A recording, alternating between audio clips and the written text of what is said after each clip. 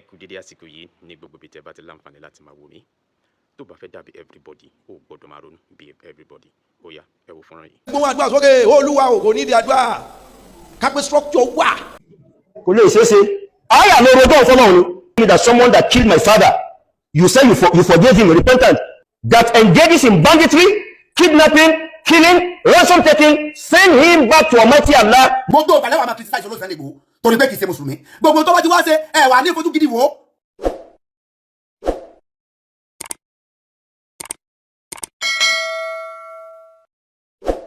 ọ̀tẹ̀ ló ń jẹ́ ìlú ń pè ọ́ kò sẹ́ni tí ò lórúkọ tiẹ̀ àti wípé ọmọ kì í gọ̀ títí sẹ́ẹ̀ kó gbàgbé orúkọ ara rẹ̀ ààfin tèmi ò nílò ìdánimọ̀ lọ́jà tó bá dọ́jà báyìí wọ́n á mọ̀ kó dọ́jà ni èmi tì í tòótọ́ Samuel Owóyẹmí fẹ́lẹ́fẹ́lẹ́ láyé lórúkọ mi fẹ́lẹ́ ní gbogbo ìyẹn mọ̀ mí sí èmi náà kọ́ Ọlọ́run ọba òkè ló fún mi ṣe ní gbogbo ìgbà.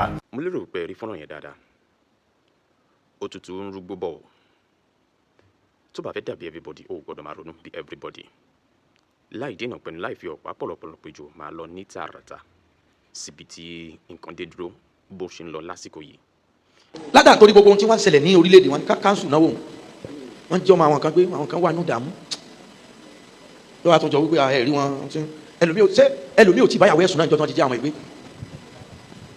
àìjẹun nú àwẹ̀ láwà alábòsí lọ́pọ̀lọpọ̀ àwọn kan sì ṣe fídíò fáwọn mùsùlùmí níjọ ọdún iléyá pé ẹ̀sìn tó ń sọnù ṣé kírísítẹ́nì ọlọ́sọ̀ọ̀sì láti jọ́ tọ́rọ̀ ń ṣẹlẹ̀ tó ní fọ́ ọ̀bọ̀fá tó ń Ṣàngó ọ̀bọ tó lógun ọ̀bọ. jagbora bíbí àdúrà náà láti ṣàdúrà fún tí ó bá jẹ́ pé lórí bó ti rí àwọn ìlú mi ti ní structure lérí kìíní tó jẹ́ pé ohun tí ó bá ṣẹlẹ̀ ó ṣẹlẹ̀ ni kò lè ever ṣẹlẹ̀ láwọn ìlú kan structure wà báwo ló ṣe fẹ́ ṣẹlẹ̀ àtòjú ọ̀nà ní kámẹ́rà wà tí kámẹ́rà bá rí àkẹ́yìnsí rẹ lórí o wọ́n ní machine tí wọ́n fi rí pé ẹ̀yìn tani yóò sì fojú ẹ̀ hàn pé ojú kámẹ́rà yóò lójú ẹ̀ ẹ̀yìn ẹ̀ lórí o wọ́n sì scan ẹ̀yìn ẹ̀ wọ́n mọ̀ pé lágbájá ni torí ẹnì kọ̀ọ̀kan ló ní data tí ẹ mọ̀ ọ̀nà orílẹ̀-èdè wa jì ní gbogbo nǹkan tí nọ́mà gbogbo ìdáhùn sọ pé ẹgbọ́n àdúrà sókè olúwa ò kò ní ìdí àdúrà kápẹ́ structure wà. And Nigerians, we are becoming toxic in nature ìtì ń burú fún wa nínú ṣe we are becoming to be more hateful of ourselves and kórìíra ara wa is becoming too much.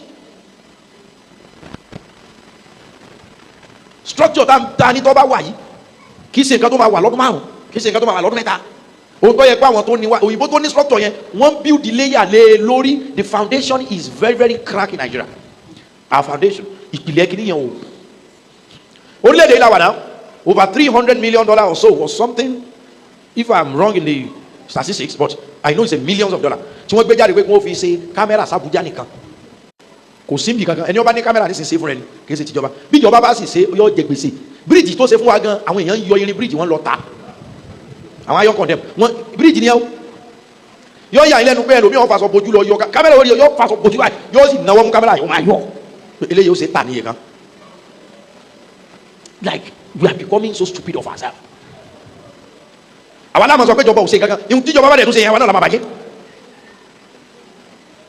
ọ̀rọ̀ ẹ̀sìn kọ́ lélẹ́yìí o àdìgẹ́ ni wọ́n ń gbé káàkiri pé wọ́n ní àwọn tọ́jú ọmọ gbé Debo Ogundoyin the honourable speaker Ọ̀yọ́ State House of Assembly honourable Debo àwọn ni wọ́n sọ̀rọ̀ kan lóyìnbó wípé tí wọ́n bá jẹ́ gómìnà ṣé o lè gbarú ẹ̀sùn ìsanwó orí bẹ́ẹ̀ ìsanwó ìtúsílẹ̀ bẹ́ẹ̀ tá a mọ̀ sí ransom fún àwọn ajínigbé ni kájínigbé sọ pé òun máa gbowó ení kí ajínigbé tún sọ wípé òfin ìlú yìí ẹ gbọ́dọ̀ yí ipò fáwọn fọ́jọ́ ọ̀la ohun tí speaker sọ wípé àwọn ni wọ́n wà at the top wọ́n á mọ negotiation tó ń lọ this is a very bad symptom for our nation nǹkan burúkú lélẹ́yìí kí àwọn játijàti nínú ẹ̀dá wọ́n mọ̀ sọ fúnjọba fẹ́ pé ẹ yí òfin bí speaker ṣe sọ kò sí ọ̀jọ̀gbọ́n kan tó máa sọ pé nǹkan rí lélẹ́ yẹn fúrílẹ̀-èdè tó bá yẹ pé ohun tí speaker gbọ́ wí yẹn la gbọ́ o kò síbi tí wọ́n sọ pé àwọn bandits yẹn ti sọ wípé sharia law làwọn fẹ́ o there is a issue on ground we have issue a lot of religion orílẹ̀-èdè ilà wàrí tí wọ́n ti mú private jet kan pastor pẹ̀lú almost $10 million lọ́dún náà ní South Africa tí pastor lọ fi ra weapon lọ́ fẹ́ fi ṣe Nàìjíríà ni ẹ wo oníṣègùn tí wọ́n bá eré yàn lọ́wọ́ náà ẹni tí èso ṣègùn kan tí wọ́n bá eré yàn lọ́wọ́ rẹ̀ òògùn lọ́ fẹ́ fi ṣe a sì mọ̀ pé àwọn ẹlẹ́sìn kalasa gbà pé ìlànà tiwọn sábà torí yẹn máa bú gbogbo wọn. We have issue. Ajínigbé tó le jù ní orílẹ̀-èdè yìí in the history tó tún jẹ́ billionaire, he's a Christian. Gbogbo ilẹ̀ ń gbọ́ Evans the kidnapper. Ṣé gbọ́ kí àtọ̀gbẹ́ ẹgbàá wá àwọn Christian? No, this is not the matter of religion. Àwọn wèrè wà nínú gbogbo ẹ̀sìn. Tó bá jẹ́ pé ohun tí speaker House of Assembly Ọ̀yọ́ State sọ kò sí bí dáńtì indicate pé wọ́n ní Sharia court kan bá wọn fi sínú òfin Ọ̀yọ́ State. No. Sáà mọ̀ bóyá ilẹ̀ làwọn people yẹn sọ pé àwọn fẹ́ gbà níbi kan kẹ̀ bá wa fi sínú. We can't say. Because governor, speaker sọ pé wọ́n ní Sharia and everybody just times it to wọ́n ní Sharia law. Ẹ jẹ́ ká bẹ̀rù Ọlọ́run báwo. Ẹ lè ní issue pẹ̀lú Mùsùlùmí, àwọn Muslim kan, but ẹ má jẹ́ kí emotion kó, don't be too emotional to the extent that you'll be spreading fake news, unverified information. No, ẹ jẹ́ ká relax. Ìjọba ń gbìyànjú lórí ọ̀rọ̀ tó wà lẹ́yìn. Bó tilẹ̀ jẹ́ pé ìjọba àpapọ̀ àti ìjọba ìpínlẹ̀ Ọ̀yọ́ wọn ò gbọ́ra wọn yé based on the circumstances of things on ground, politically and so on and so forth. But ẹ dákun àwọn aráàlú, misinformation is very deadly. O lè ní issue pẹ̀lú Mùsùlùmí, gbogbo alájọ ní issue lórí situation tó wà lẹ́yìn. Let everybody relax, verify the information before you pass it out. Wọ́n ti dé àwọn ọmọ yẹn lókun lẹ́yìn. Wọ́n ti dé ọmọ ẹ̀rí fídíò kan àbí fọ́tò kan tó dé ọmọ kan ní okùn mọ́ òkúta. Step mother ẹ̀ ìyálé ìyá rẹ̀ àbí ìyàwó ìyá rẹ̀ nílẹ̀ Igbo almost 3 years ago ni information yẹn jáde tó dé ọmọ yẹn lókun lẹ́yìn tó ṣe bẹ́ẹ̀ kò ní í ṣe pẹ̀lú àwọn ọmọ tó wà nínú captivity. Ẹ máa rá àwọn ọmọ kan tí wọ́n lu eré wọn bẹ́ẹ̀ báyìí àfáà kan tí ń kọ́ wọn kéwú bóyá bọ̀rọ̀ náà àbíbo òyìn náà ti pẹ́ ló lù wọ́n tó bẹ́ àwọn ọmọ kéwú ní orí wọn dé àrẹ́sẹ̀ tó na ogun ẹ̀yìn wọn ya kò jọ situation tí ó wà lẹ́yìn.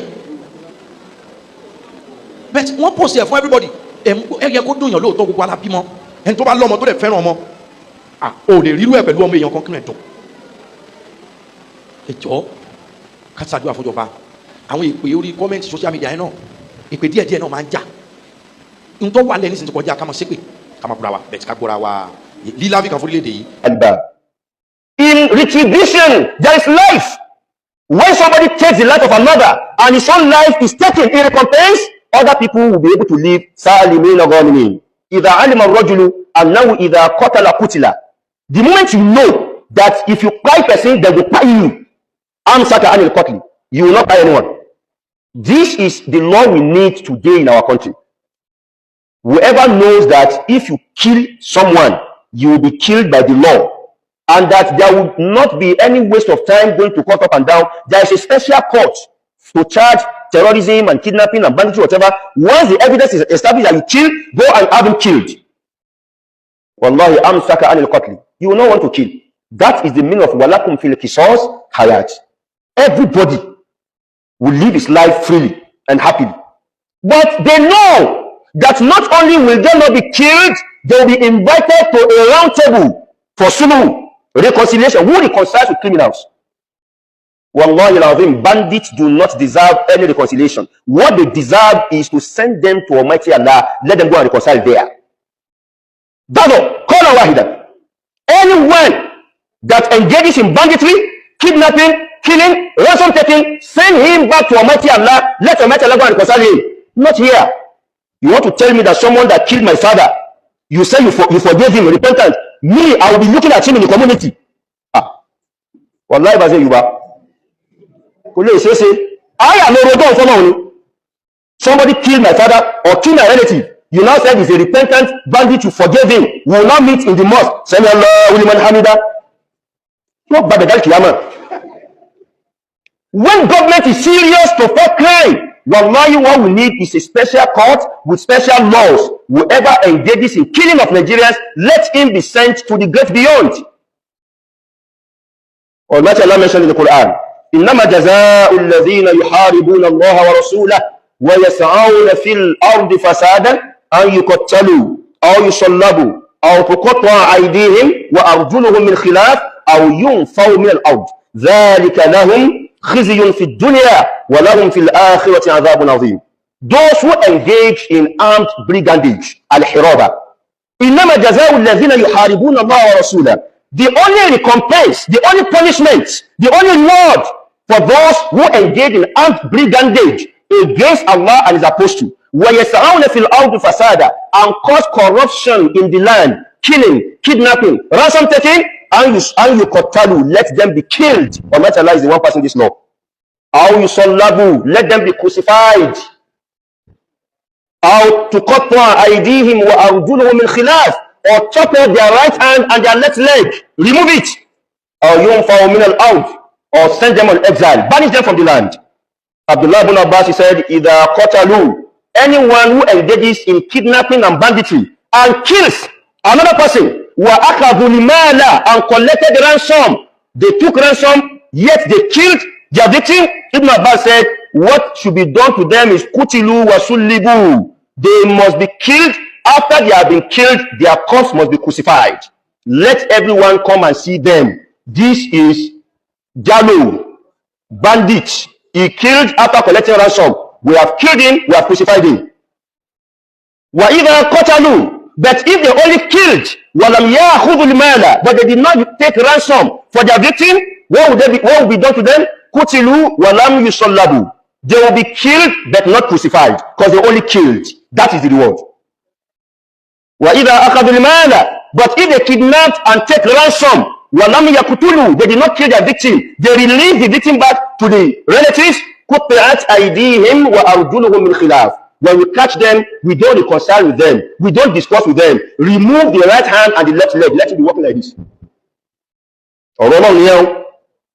وَإِذَا أَخَافُ سَبِيلًا, that if they only scare people, they didn't kidnap, they didn't kill, they didn't take ransom, what will be done to them? نُفُوا مِنَ الْأَرْضِ, they should be banished from the country. Banish them from the state that they committed the crime. In today's world, you banish them to put them in prison. Okay, you are there. Ha! Kí ló dé? Only content in it. Content àbí ẹ̀wọ̀n yá. O ṣe content ìwẹ̀ wọn nìyẹn. Ìjà tó yẹ kẹ́ ẹja ẹja o. Kí ni Sunday Igboho kí ló rà nígbà yín náà? Tó jẹ́ pé tẹ́ ẹ bá sọ̀rọ̀ lọ tẹ́ ẹ bá sọ̀rọ̀ bọ̀. Sunday Igboho lẹ máa ń wá ọ̀nà láti kàn ní kò, láti bájà, láti tọwọ́ bọ̀ lójú.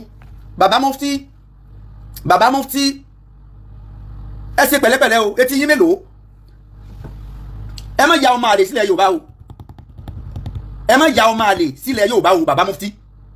Etí yín mélòó? Mo fẹ́ kẹ́ gbọ́ mi, mo mọ̀ pé fídíò mi ẹ máa ń rí. Àwọn òwe tẹ́yìn náà dẹ̀ máa ń pa pẹ̀lú mi, mo máa ń gbọ́. Ẹ ṣe pẹ̀lẹ́pẹ̀lẹ́ lórí ọ̀rọ̀ Sunday Igboho. Sunday Igboho fìgbà kan mention orúkọ yín tàbí kọ́ dárúkọ yín lórí social media o. Mi mọ̀ rí sí ìtọ́jẹ́ pé gbogbo ògbésẹ̀ tí Sunday Igboho bá ti fẹ́ gbé ni Bàbá Mufti ní máa ń tako Sunday Igboho. Kí ni Sunday Igboho ṣe fún ẹ náà? Kí ni Sunday Igboho ṣe fún Bàbá Mufti? Kí ló ṣe fún náà? Ẹjọ́ ṣẹlẹ́sìn kan náà. Iṣẹ́ ọjọ́ dà yín papọ̀, òṣèlú ọjọ́ dà yín papọ̀, oníkálukú wà lórí ọwọ́ rẹ̀. Kí ni Sunday Igboho ṣe fún Bàbá Mufti? Ẹ bá ń bi Bàbá Mufti léèrè. Kí ni Igboho ṣe fún? Kí ló rà nínú gbà rẹ̀? Tó fi wá di pé mo rí interview bàbá, mo rí program wọn kan tó ń ṣe ẹ̀tọ́ bá lóhùn hàn bẹ lókè àwọn security tẹ́ kójọ ẹ fẹ́ fi kó. Ṣé Sunday Igboho sọ fún yín pé òun fẹ́ fi security ó fẹ́ fi kojú Islam nílẹ̀ Yorùbá ni? Kí ló dé tẹ̀ tí ó sì ọ̀rọ̀ náà? Iná bá dọ̀ sọ́ni ismon kéèyàn máa dábàá abala kan àbádídá ẹ̀sẹ̀ ní fún yín. Ẹ tinú ọ̀rọ̀ lọ́rọ̀ mọ́rọ̀ ẹni Sunday Igboho security tó fẹ́ kójọ ọ̀n kọ́ ọmọ ogun jọ láti dojúkọ Islam. Ṣé ọ̀rọ̀ Yorùbá nation Sunday Igboho gbé lọ́wọ́ the other time? Ṣé àwọn ẹlẹ́bọ nìkan ṣé àwọn ẹlẹ́bọ nìkan ni wọ́n wà ń bẹ̀ ni? Mùsùlùmí wà ń bẹ̀, Christian wà ń bẹ̀, èmi wà nù. I'm part and parcel of Yorùbá nation. I'm part and parcel, and I'm not the only one. I'm not the only one. We are part and parcel of Yorùbá nation. Táyé kan ọ̀bá nífẹ̀ẹ́ sílẹ̀ nífẹ̀ẹ́ sí. Kì í dẹ́ ṣe torí Islam ni ò jẹ́ kẹ́ nífẹ̀ẹ́ sí. Torí tara yín ni ò jẹ́ kẹ́ fọwọ́ sí Yorùbá nation. Tó bá jẹ́ pé ti fẹ́ ọmọ mẹ̀kúnnù ni, ó yẹ kẹ́ fọwọ́ sí Yorùbá nation. Ẹ fọwọ́ sí Yorùbá nation yín torí ti tara yín, ìmọ̀ tara yín nìkan ni ò jẹ́ kẹ́ fọwọ́ sí Yorùbá nation. Nígbà tẹ́ ẹ fọwọ́ sí Yorùbá nation, kí ni àwọn àjẹ́ndà mi tẹ́ ní fún ọmọ Yorùbá tí ó jẹ́ kígbe ayé gbogbo àwọn èèyàn kó nítumọ̀? Ẹ ní àjẹ́ndà, yọ́pùnú ẹ ní àjẹ́ndà. Ẹni tó dẹ̀ ní àjẹ́ndà ẹ gbógun tì í. Ẹ̀yàn náà nìyẹn tẹ́ ń pariwo pé kíjọba mú Sunday títí tíjọba fi gbógun ti Sunday Igboho ń gbà yẹn. Ọlọ́run dẹ̀ tún la olóyè Sunday Igboho nínú rògbòdìyàn yẹn. Olóyè tó wá dé, ó tún wá rí bí nǹkan ṣe ń lọ. Wọ́n ìjọba lọ́lọ́ sọ fún olóyè pé àríṣẹ́ tó ń ṣe ṣùgbọ́n tó bá fẹ́ ká support yẹ ó lè lo illegal way. Ó gbọ́dọ̀ jẹ́ under the process of the law. Lọ kó ìwọ náà lọ kó àwọn ọmọ ogun jọ kó o gbé wá ká sáìn rẹ̀ ká fọwọ́ sí fún ẹ. Ẹni tíjọba tó bá fẹ́ ẹni tó bá máa ràn lọ́wọ́ ìjọba ó gbọ́dọ̀ mọ̀ sí. Ó lè sọ̀tá ìjọba kó ọ̀ràn ìlú lọ́wọ́ ìjọba ò ní sáì sí. Olóyè Igboho ṣàìdé dolóṣèlú torí pé ìfẹ́ tó lóyè ní sí gbogbo aráàlú lójó fíndọ̀ darapọ̀ mọ́ APC torí pé olóyè fẹ́ máa wọnú ogbó tí àwọn tí wọ́n wà ní ogbó yẹn láti máa flush wọn jáde tí ọ̀bà wá rí support àwọn tí wọ́n bẹ níjọba sólè ṣàìdé wọnú ogbó. eléyìí tó lóye ṣe ń jò ní ẹ̀wọ̀n tó bí ìwọ mufti bàbá mufti ẹ ṣọ́ra yín o bàbá mufti ẹ ṣọ́ra yín o ẹ ṣọ́ra yín o gbogbo balabala mọ̀nàmọ́ná tẹ̀sẹ̀ yìí ẹ̀ ń dójú tì wá nínú Islam ni o ara yín nìkan kọ́ lẹ̀ ń dójú tì o ẹ̀ ń dójú tì wá nínú Islam ẹ̀ lè ṣe nǹkan ẹ̀ lákìtìyàn láti ṣe nǹkan ẹ̀ lágbára láti ṣe nǹkan ẹni tó dẹ̀ tún lágbára tó lákìtìyàn tó fẹ́ ṣe nǹkan ẹ̀ tó gbógun tì ẹ̀ tó ní kí ni ṣe kí ló fẹ́ ṣe àwọn ọmọ ogun tí ń kó jọ wọ́n fẹ́ gbógun ti Islam ní síbẹ̀ yìí náà kọ́ ọmọ ogun jọ síbẹ̀ kọ́ ọmọ ogun jọ bàbá mufti síbẹ̀ láwọn ọmọ ogun síbẹ̀ àwọn èèyàn yín jẹ́ wọ́n kàn training wọ́n kọ́ ẹsẹ̀ wọ́n kọ́ ban sẹ́nìkan gbógun ti ní sí ẹnìkan gbógun ti ní ẹ má sọ Islam lẹ́nu mọ́ eléyìí tẹ́ ẹ sọ Islam lẹ́nu ó ti tó gẹ́ eléyìí tẹ́ ẹ sọ Islam lẹ́nu ó ti tó gẹ́ bàbá mufti ẹnu ń jáwọ́ yà bàbá mufti ẹnu ń jáwọ́ yà ǹtẹ́ ẹ sọ Islam lẹ́nu ó ti tó gẹ́ ẹ dẹ́kun láti máa sọ Islam lẹ́nu olóyè Sunday Igboho olóhùn obìnrin olówó ẹnì kankan kíjọba kan fóònù láṣẹ kó ń wọnú gbó lọ ẹ wá bọ́ sórí social media ẹ bẹ̀ tó bẹ̀rẹ̀ sí ní máa takò Sunday Igboho ẹ tó bẹ̀rẹ̀ sí ní máa takò sọ́gbà ìyàwó yín ni kí ni ẹ̀sán tí Sunday Igboho ṣe fún yín gangan nítorí pé kì í ṣe mùsùlùmí ni àyìnbóyè àwọn tí kì í ṣe mùsùlùmí lákọọ́lẹ̀ tí wọ́n ran Ànábì Muhammad lọ́wọ́ ẹgbẹ́ bàbá Ànábì kì í ṣe mùsùlùmí ọ̀ràn Ànábì lọ́wọ́ àyìnbóyè àwọn èèyàn tí wọ́n ṣe Islam láyé Ànábì Muhammad tí wọ́n dẹ̀ kún Ànábì lọ́wọ́ lórí tí ṣe kí ló dé fẹ́ yà kàná kí ló dé fẹ́ gbogbo tí Ìgbòho bá ti ṣe tọ́ da lójú gbogbo aráyé kì í dá lójú títẹ̀ yín kí lè fẹ́ gbà nínú kẹ́ ẹ máa takò Sunday Igboho ẹ lè ṣe nǹkan ẹni tọ́ dẹ̀ rẹ́dì láti ṣe ẹ tún bọ́ sórí kẹ́ tó ń takò ẹ̀yin olóhùn hàn bá lókè gbogbo ọba tó ń hàn lókè yẹn káwa àti ẹ bá jọ pàdé o lè rí gbọ́ hàn lókè kí ni gbogbo yẹn kí ló bá gbogbo yẹn kí ló bá gbogbo yẹn kí ló bá gbogbo yẹn kí ló bí gbogbo yẹn kí fàmùkà amáyẹ̀kìlá òkòfàkà ẹ máa sọ àríbi ọ̀rọ̀ tẹ́ sọ táyọ̀ sọ pé gbẹ́nu ẹ sọ̀hún ọ̀rọ̀ tẹ́ ń sọ yẹn ayé ń sọ pé kẹ́ gbẹ́nu yín sọ̀hún ẹ mọ̀rọ̀ ni ẹ mojú ẹ mara ẹ ìsàgbà dáadáa àgbà yín ó yẹ kó tó lé ni àgbà yín ò tó lé ságbà tí ò tó lé ni yóò tọ̀lú tí àgbà tí ò tó lé tí olóòmà àtọ̀lú àwọn tó yẹ kájọ pawọ́ papọ̀ gẹ́gẹ́ bí ọmọ Yorùbá ni yín Yorùbá ni Sunday Igboho Yorùbá lè tí mò ń sọ̀rọ̀ àwọn tó yẹ kájọ pawọ́ pọ̀ gẹ́gẹ́ bí ọmọ Yorùbá ká gbógun ti àwọn tí wọ́n ń gbógun tì wá Bíbélì ní Olúwa gbógun ti àwọn tí ń gbógun tì mí fìjà fún àwọn tí ń bá mi jà tó yẹ kájọ pawọ́ papọ̀ kájọ gbógun ti àwọn tí ń gbógun tì wá àwọn tí ń sèjọ ọ̀pọ̀lọpọ̀ àwọn tí ń ṣèjọba lórí wa ní Nàìjíríà yìí ọ̀pọ̀lọpọ̀ wọn èso ọmọ Nàìjíríà wọ́n dẹ̀ ṣèjọba ẹ̀dẹ̀ anájú kalẹ̀ ọmọ ìyá ẹ̀sìn ọmọ ìyá wa nínú ẹ̀sìn ọmọ ìyá wa nínú ẹ̀sìn tí kì í sọmọ Nàìjíríà títí wọ́n dẹ̀ ṣèjọba lé wa lórí adẹ̀ lájú kalẹ̀ adẹ̀ rí nǹkan kan ṣe sí ṣé Buhari tó ṣẹ̀ṣẹ̀ kú sọmọ Nàìjíríà ni ọmọ Chad ni Buhari ọmọ Chad ó ní Buhari ara problem tí Buhari dá sílẹ̀ tó kó sí wa lọ́rùn ó ní àrùn lọ́wọ́lọ́wọ́ yìí tó lọ kó àwọn Chad wọlé tó kó àwọn Chad wọlé ó tún ṣe tẹ́lẹ̀ lọ sínú Chad ìmọ̀ràn ajé tí ń bẹ nínú Chad tó ń bá wá ṣe Buhari kì í sọmọ Nàìjíríà Àtíkù Báràndì tí ń sọ̀rọ̀ dáadáa lẹ́nu tó ní kí àwọn DSS kan gbé Sunday Igboho sáti Àtíkù jọmọ Nàìjíríà ni ọmọ Cameroon Àtíkù ẹ lọ gbọ́gbọ́ ẹ̀ Àtíkù Báràndì kì í sọmọ Nàìjíríà Àtíkù kì í sọmọ Nàìjíríà ọmọ Cameroon ni Àtíkù kí ń dá sọ̀rọ̀ wa April 13 2019 àwọn APC gbé Àtíkù lọ ilé ẹjọ́ àìsí ìdájọ́ òdodo lórílẹ̀‐èdè yìí lọ́jọ́ kàtíkù òwe ni àwọn APC wọ́n gbé Àtíkù lọ ilé ẹjọ́ ní April 13 ní 2019 wọ́n gbé Àtíkù lọ ilé ẹjọ́ lórí pé o ìsọmọ Nàìjíríà o ìkọ̀yẹ́ kọ́ ọmọ kọ̀ǹtẹ́ẹ̀sì fún àwọn kíkí post Àtíkù mọ̀ sí kínní Àtíkù ọmọ sí vice president lẹ́yìn Ọbásanjọ́ gbogbo owó tàtíkù náà lé ní owó òlu ní owó èmi àtẹ́ni owó tàtíkù jí kó ló nílé ìjọba lọ́lọ́ fi establish ààrẹ nílùú àyìnà o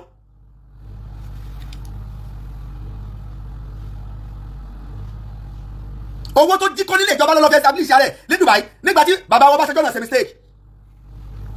ṣe mistake ẹni tó kẹtaku ẹni ọdẹ pàkúté tí òfin wébò olọmọkọlọkọ ọmọ ẹranko lọ́gbọ́n ẹ̀yin tẹ́ ẹ mọ̀ pé Àtíkù ó lè rí tẹ́ ẹ fẹ́ mú ọ̀nà tẹ́ fẹ́ gbà discipline Àtíkù nígbà náà tó yẹ kẹ́ ẹ sọ fẹ́ nìkankan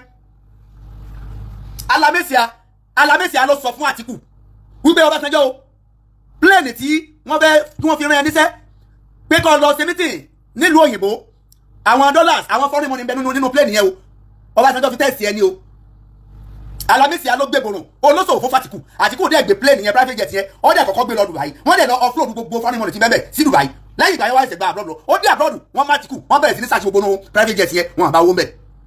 Bàbá Ọbásanjọ́ náà ò lè sọ pé àwọn fẹ́ fi owó de Àtíkù àwọn ti lu àwọn ti ya bátìkù sì jẹ gbogbo yẹn mọ́lẹ̀ nìyẹn o bátìkù sì jẹ gbogbo ẹ rí pé nínú interview kan tí bàbá Ọbásanjọ́ tó ṣe the other time interview yẹn ti pẹ́ bàbá Ọbásanjọ́ jẹ́ kó yé wa pé owó tí ń bẹ lọ́wọ́ Àtíkù ọgbà gbogbo ọmọ orílẹ̀-èdè yìí fún àìmọye ọdún owó bàbá Ọbásanjọ́ sọ yẹn sí interview yẹn pé owó tí ń bẹ lọ́wọ́ Àtíkù o bàbá Ọbásanjọ́ máa tán sọ náà o bàbá Ọbásanjọ́ ní àwọn ò lè lajú kalẹ̀ kì í sojú àwọn l'Àtíkù ó fi di president lórílẹ̀-èdè bàbá Ọbásanjọ́ wà máa ti sọ bàbá Ọbásanjọ́ ní kì í sojú àwọn ní Àtíkù ó fi di president orílẹ̀-èdè torí pé bàbá mọ̀ pé ó lè ńlá ní Àtíkù ó lè ńlá ní Àtíkù.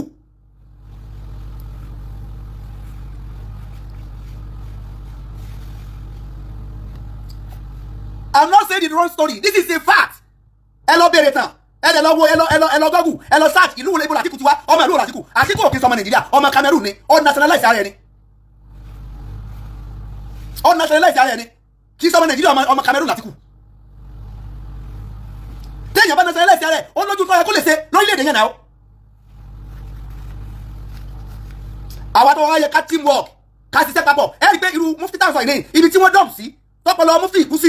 Irú Àtíkù yẹn torí pé ó ti jẹ́ mùsùlùmí yóò ní ọmọ ìyá wa lélẹ́yìí àwọn Fúlàní ni wọ́n support ọmọ Yorùbá ẹgbẹ́ wọn láwùjọ dump àwọn torí tọ́pọ̀lọ́ wọn ti dojú dé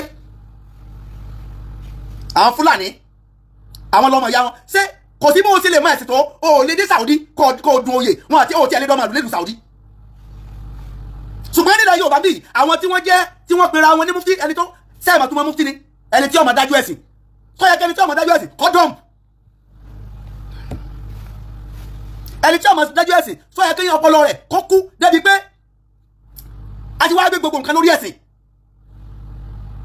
a ti gbé gbogbo nǹkan lórí ẹ̀sìn a rí àwọn gbogbo àwọn ọmọ alùpàá sọ lóòótọ́ pé innamal mu'minuna ikhwa yẹn ó ní clause o lórí ẹ̀sìn láti jọ ọmọ ìyá o àìsàn ọmọ ìyá nínú ìran o àìsàn ọmọ ìyá nínú èdè o àìsàn ọmọ ìyá nínú iṣẹ́ o àìsàn ọmọ ìyá nínú aṣọ wíwọ̀ o àìsàn ọmọ ìyá nínú oúnjẹ jíjẹ o ó yẹ kóníkálukú ọmọ hádùn rẹ̀ kọ́ máa là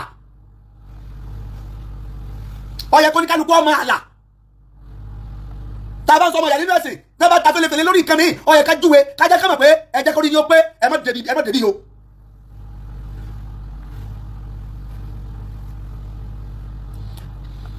irú àwọn Àtíkù yẹn wọ́n rẹ́dì láti teamwork pẹ̀lú wọn wọ́n rẹ́dì láti teamwork láwọn tí wọ́n pẹ̀lú àwọn onímùtì àtàwọn àwọn àlùsùnà kan bẹ láàrin wa inú ogbó nílé wọn o kò yẹ ká gbé láàrin wa o àwọn àlùsùnà kan bẹ láàrin wa àti àwọn tí inú ogbó yẹn ìkan náà ni wọn o ìkan náà ni wọn ẹ méjì àtàwà o àwọn àlùsùnà ìgboro náà fún Tinubu lọ́wọ́ o wọ́n ṣe rí nìyẹn o torí pé àkídà kan náà àtàjọ gbé dání àwọn àlùsùnà ìgboro àwọn ni ọ̀rẹ́ pẹ̀lú àlùsùnà ní ogbó the same àkídà the same doctrine ni wọ́n jọ gbé dání àwọn ti gboro kan fọpọlọ ṣe ni wọ́n fọlọpọlọ ṣe wọn àbẹ̀ká fura sáwọn a dẹ̀ ti fura sí báyìí torí intent claim nígboro làwọn ti bẹnu gbọ́nà claim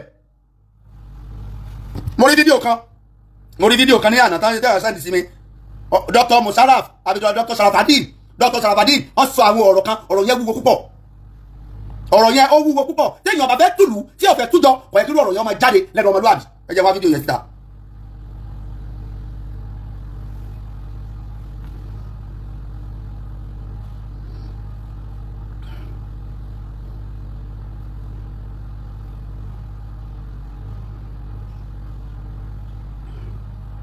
ẹ jẹ́ àmọ́ tá a máa sọ ẹ dákun mọ́ bẹ̀ wá ẹ jẹ́ ká mọ ní tá a mọ̀.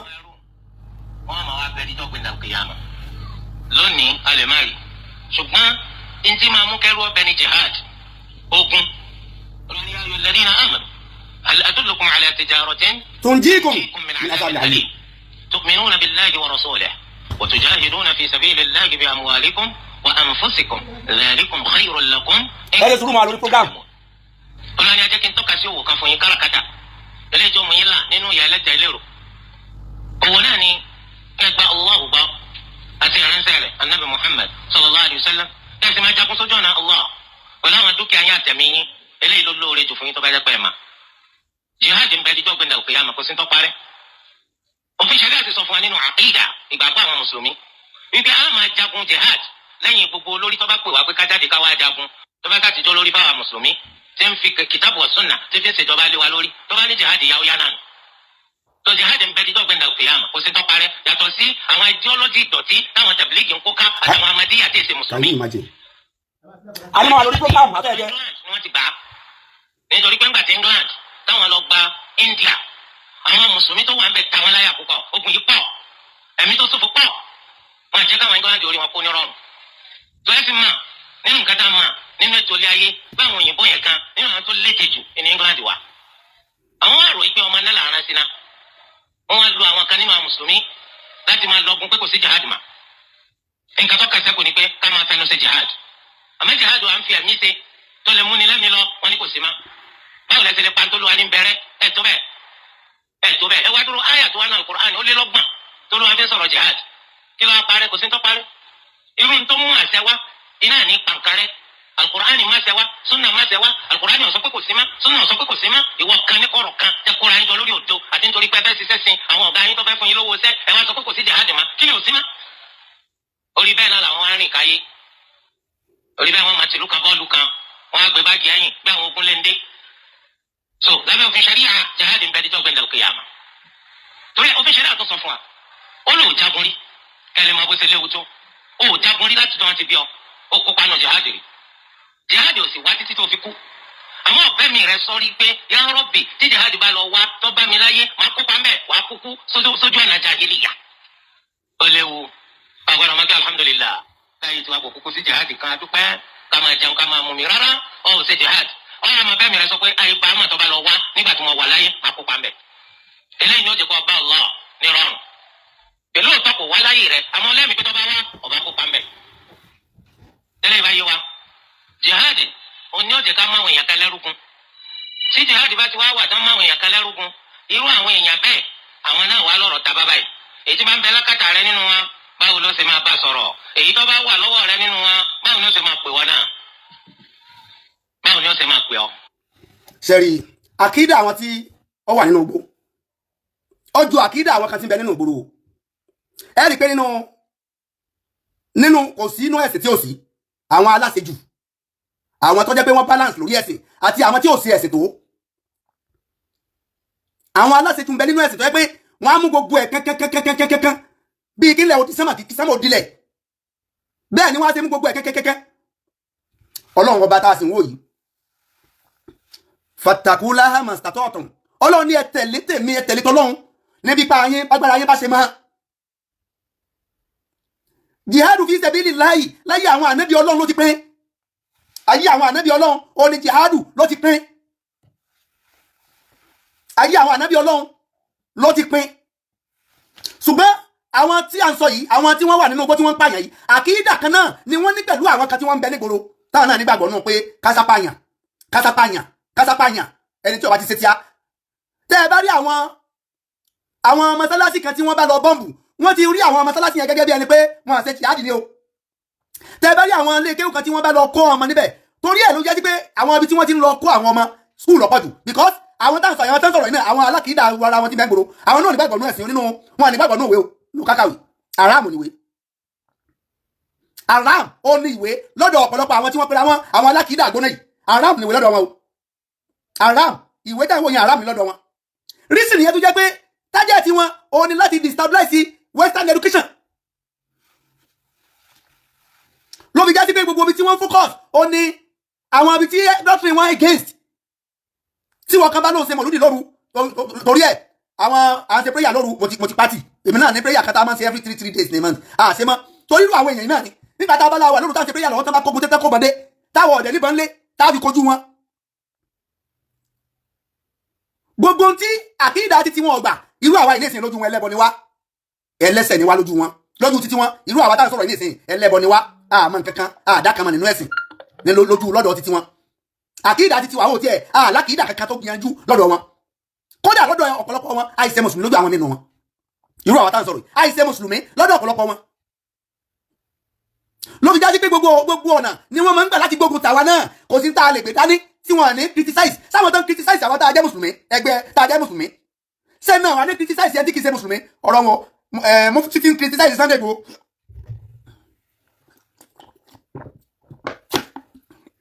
ọ̀rọ̀ mufti òjò mi lójú ọ̀rọ̀ mufti kò jọ mí lójú ọ̀rọ̀ mufti kò jọ mí lójú torí pé àkídà àwọn tí wọ́n ń bẹ nígboro náà làkídà àkídà àwọn tí bẹ nugbó ó làkídà àwọn tí bẹ nígboro àwọn tí bẹ nígboro dédé pé wọn kàn máa kọ́ba rìn ní òjì àmọ̀ pé ara kan náà ni wọ́n. mọ̀lẹ́ fẹ́ kẹ́ ẹ mọ̀ àwọn tí bẹ nígboro pẹ̀lú wa àwọn ni kíjọba ó bẹ̀rẹ̀ ẹsẹ̀ kí wọ́n da àwọn DSS síta àwọn alákìídà kan náà pẹ̀lú àwọn tí bẹ nugbó yẹn àwọn tí ń bẹ nígboro pẹ̀lú wa ni wọ́n fún àwọn tí bẹ nugbó lọ́wọ́. bí Boko Haram ṣe wà nugbó wọ́n bẹ nígboro pẹ̀lú wa o bandit ń bẹ nugbó wọ́n bẹ nígboro pẹ̀lú wa o àkídà kan náà ni wọ́n jọ ń lò o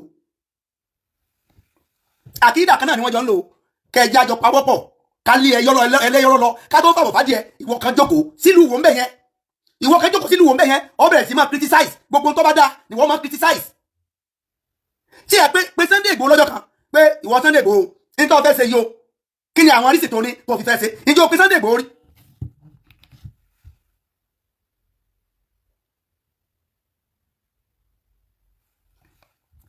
so pé Sunday Igboho rí wà kàn bọ́ síta wà máa criticize àwọn ọmọ ni wọ́n kó lọ láti ẹjọ́ yìí wọ́n kó àwọn èèyàn yìí náà ló kó wọn lọ látọjọ́ tó ti wá kó wọn lọ èèyàn kan jáde pé kíjọba empower àwọn káwọn wọgbó tí wọ́n ní bọ́ǹbù ń bẹ́nu gbó wọ́n ní ṣe báwọn làwọn òkú ẹ fà wọ́n lẹ̀ káwọn wọnú gbó kí bọ́ǹbù wà nù gbó jù bẹ́ẹ̀ lọ ìwọ kan jókòó sí wò láì kó nílùú wò tó jókòó sí ó bẹ̀rẹ̀ sí ní pariwo ó bẹ̀rẹ̀ sí ní criticize Sunday Igboho ọ̀ọ́dẹ̀ nígbésẹ̀ kan tó lè gbé láti mú àwọn tí ń bẹ́nu gbó yẹn kúrò o ní gbèsè kan tó lè gbé láti mú àwọn tí ń bẹnu gbó yẹn kúrò wà wá bọ́ sórí mímbàrí wà bẹ̀rẹ̀ máa ṣe útúbà ránù gbogbo útúbà tí mufti máa ń ṣe útúbà tó lè túlù ni kéèyàn kó máa criticize lórí mímbàrí kó lóun ṣe útúbà kéèyàn máa criticize kó tó pọ́n ṣe útúbà nìyẹn ni wọ́n ń pè yẹn ẹ pèpè sẹ́sìn bìlì hikima wàlìmáwò ìsọ̀tìlì hasana wàjádìlìhùn bí lẹ́tí ìyà ahsanu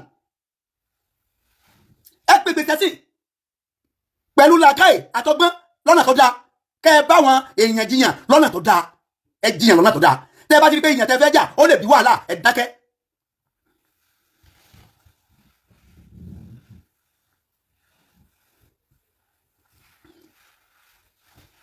ẹni orí ẹ̀ bá pé náà máa fi ṣe mufti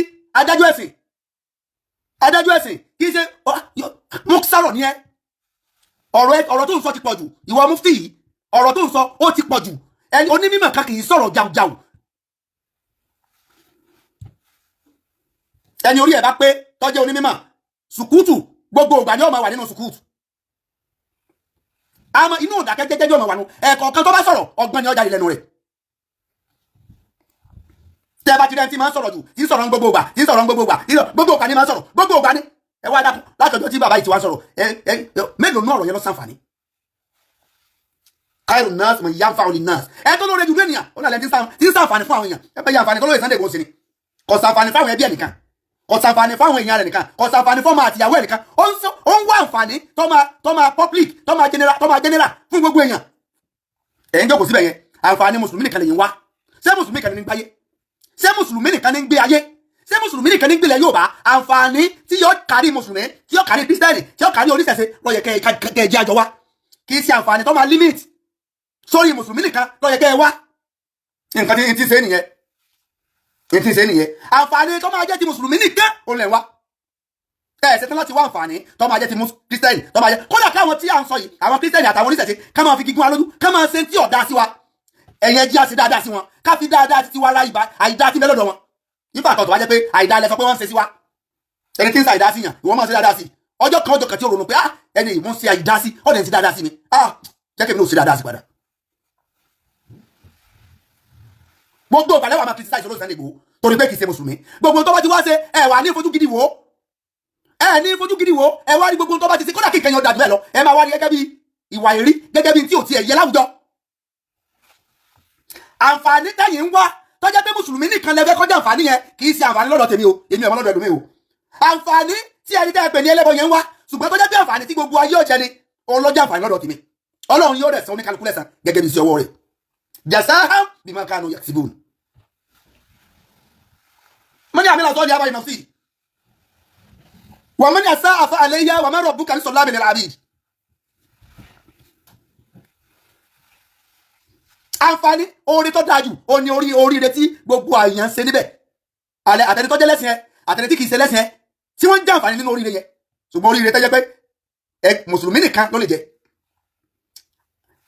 gbogbo ọ̀nà tẹ́ máa ń là kalẹ̀ ọ̀nà tó jẹ́ pé mùsùlùmí nìkan ló lè jẹ àǹfààní ńbẹ̀ ni sọ wá yẹ kó rí bẹ́ẹ̀ ṣé mùsùlùmí nìkan ní gbáyé ni ṣé mùsùlùmí nìkan kí ló dé tó jẹ́ pé Ọlọ́run bá ran oòrùn fún mùsùlùmí kí ló dé tí ò jẹ́ kí oòrùn yẹn kó mọ́nà fún àwọn kírísítẹ́nì kí ló dé tí ò jẹ́ kí oòrùn yẹn kó mọ́nà fún àwọn ẹlẹ́bọ tó bá jẹ́ pé bẹ́ẹ̀rù tí ń ṣe rí ni tọ́lọ́run rí ni kò yẹ kójú ọ̀rọ̀ fún àwọn ẹlẹ́sìn míì àwa mùsùlùmí kan ló yẹ kójú ọmọ rò fún tó bá jẹ́ pé bí èrò tí ń ṣe rí lè ro Ọlọ́run rí ni kò yẹ kí ẹlẹ́sìn míì kó ti súbọlẹ̀ kó wù tẹ́lẹ́sìn míì bá gbé nǹkan tó bá gbé sú kò yẹ kó wù mùsùlùmí nìkan ló yẹ kó máa gbé sú kó máa wù mùsùlùmí nìkan ló yẹ kó máa gbin àgbàdo kó máa wù kí ló dé tọ́lọ́run ọba yájú kalẹ̀ àwọn tẹ́yìn pè lẹ́lẹ́bọ àwọn náà ń gbé sú wọn wù o àwọn tẹ́yìn pè ní kírísítẹ́nì àwọn náà ń gbé sú wọn wù o àwọn tẹ́yìn pè lẹ́lẹ́bọ oòrùn tó bá ràn sọ́dọ̀ wa oníràn sọ́dọ̀ tiwọn náà o àwọn tẹ́yìn pè lẹ́lẹ́bọ òjò tó bá rọ̀ sórí wa olórọ̀ sórí titi wọn náà tó bá jẹ́ pé lóòótọ́ àwa la dáa jù ó yẹ kí Ọlọ́run ọba ó yẹ kó separate ìkẹyẹ kó jẹ́ kí àwa nìkan ló yẹ kó jù ọmọ rò fún àwa nìkan ló yẹ kó rùn ọmọ ràn fún ṣùgbọ́n Ọlọ́run ọba ó dàrú mọ́ wa lójú ìdílé léyìí tẹ́nì kankan òfin ní God láti pe ẹnì kankan láti tọ́ bá ẹnì kankan pé yọ wọn náà. Assalamu alaikum play. Yes. Ẹ káàárọ̀. Adúpẹ́ fọ́lọ́run.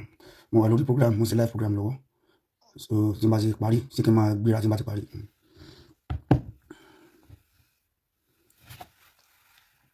So mo ń sọ eléyìí láti lè remind láti lè jẹ́ ká mọ̀ pàtàkì Ọlọ́run ọba ò dàbí ènìyàn. Tọ́lọ́run bá dàbí ènìyàn o, kò bá ní kójò máa rọ̀ o, kò bá ní kórùn máa ràn o. Wọn ìbá sáyé bọ́n ṣe fẹ́. Arákùnrin kan lọ́kọ orin yẹn mo láì torin yẹn pọ̀.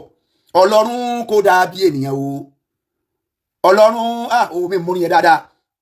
Tọ́lọ́run bá dàbí ènìyàn o. Wọn ìbá sáyé bọ́n ṣe fẹ́. Wọn ìbá ní kójò máa rọ̀ o.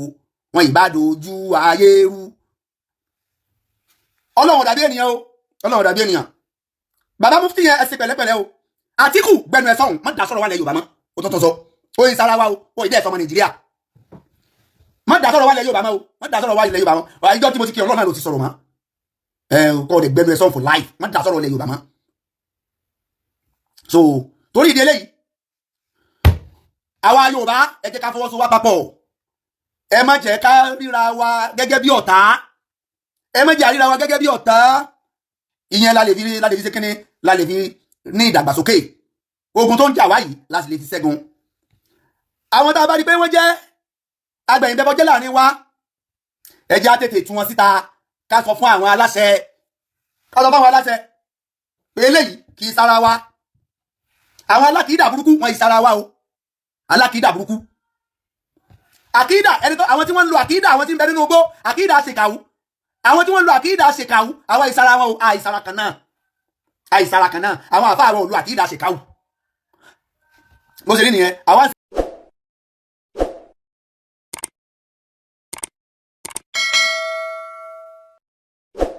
ọ̀tẹ̀ ló ń jẹ́ ìlú ń pè ọ́ kò sẹ́ni tí ò lórúkọ tiẹ̀ àti wípé ọmọ kì í gọ̀ títí sẹ́ẹ̀ kó gbàgbé orúkọ ara rẹ̀. ààfin tèmi ò nílò ìdánimọ̀ lọ́jà tó bá dọ́jà báyìí wọ́n á mọ̀ pé ó dọ́jà ni èmi tì í tòótọ́ Samuel Owóyẹmí fẹ́lẹ́fẹ́lẹ́ láyé lórúkọ mi fẹ́lẹ́ ní gbogbo ìyẹn mọ̀ mí sí èmi náà kọ́ Ọlọ́run ọba òkè ló fún mi ṣe ní gbogbo ìgbà.